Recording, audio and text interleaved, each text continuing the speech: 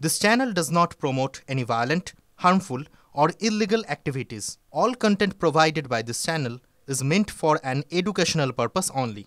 Cancer Healer Center, a new beginning. এবার যে খবরে নজর রাখবো, নগর দায়ের আদালতের বিচারকের নিরাপত্তারক্ষীর গুলিবিদ্ধ দেহ উদ্ধার। কোর্টের গ্রাউন্ড ফ্লোরে সিঁড়ির পাশে চেয়ার থেকে উদ্ধার হয় দেহ।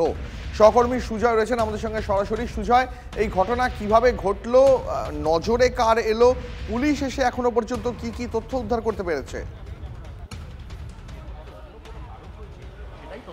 দেখো, সিটি সিভিল কোর্টে যে ঘটনাটি ঘটেছে সেটি 7টা নাগাদ নজরে আসে এবং গোপাল নাথ নামের পুলিশ কর্মী, তিনি এই সিটি সিভিল কোর্টের 8 নম্বর বেঞ্চের যে বিচারক, তার দেহরক্ষী হিসেবে নিযুক্ত ছিলেন। আমার সহকর্মী দীপঙ্কর জানাকে বলবো একটু ঘটনাস্থলের ছবিটা দেখানোর জন্য।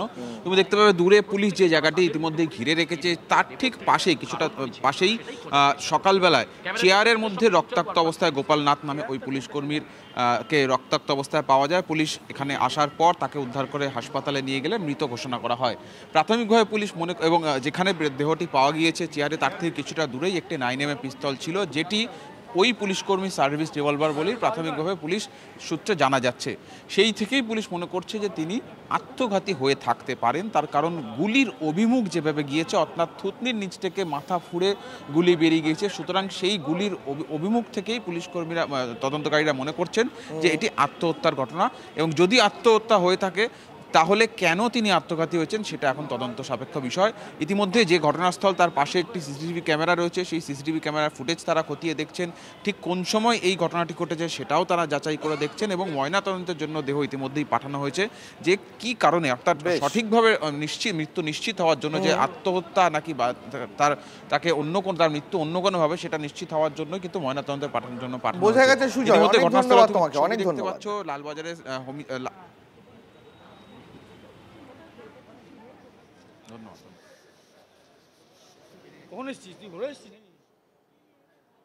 পরে খবরে নজর রাখবো, গুলি বন্দুকে নাতুর ঘর। মুর্শিদাবাদ পুলিশের জালে অস্ত্রসহ 3, ডোমকল এবং সাগরপাড়া থেকে আগ্নেয়াস্ত্রসহ গ্রেফতার 3 দুষ্কৃতী।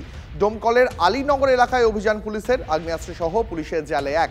গোপন সূত্রে খবর পেয়ে ডোমকলের আলীনগর এলাকায় অভিযান চালায় পুলিশ। তল্লাশি চালিয়ে উদ্ধার হয়েছে 2টি দেশি ইম্প্রোভাইজড বন্দুক, 1 নলা বন্দুক এবং 1 রাউন্ড কার্তুজ। সাগরপাড়ায় ধৃতদের কাছ থেকে উদ্ধার হয়েছে ইম্প্রোভাইজড পাইপ গান ও গুলি। Cancer Healer Center, a new beginning.